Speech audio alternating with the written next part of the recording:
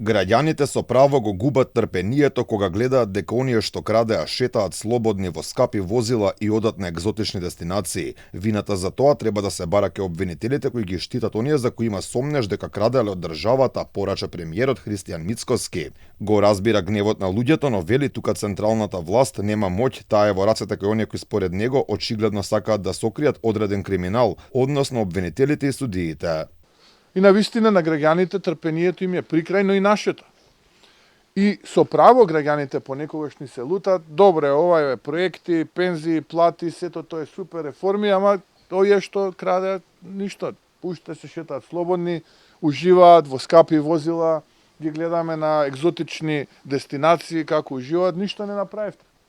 И со право, таа критика ни ја кажуваат. Но ние треба да знаат граѓаните дека во случајот сме немоќни бидејќи помеѓу нас и правдата има две институции, а тоа се обвинителите и судиите.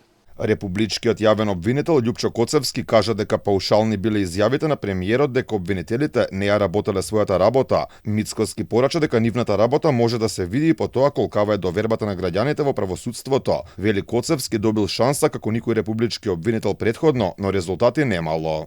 Одлучивме да бидеме над ситуација, да размислуваме надвор од политичката матрица и да дадеме шанс. Што добивме? Добивме стотици истраги и процеси и обвинители кои што кога треба да стават подпис на налог за увид, за претрес, за лишување од слобода, или добиваат грозница на една повишена температура, грчеви во стомак, диареја и анксиозност, или се трудат на било кој начин да го обстурират процес. Коцевски потврди дека имало вирус во обвинителството, но тоа било случај само со еден обвинител. Тоа беше некаде пред 20 на дена, кога предметниот обвинител имаше вирус и не можеше да дојде на закажаниот состанок.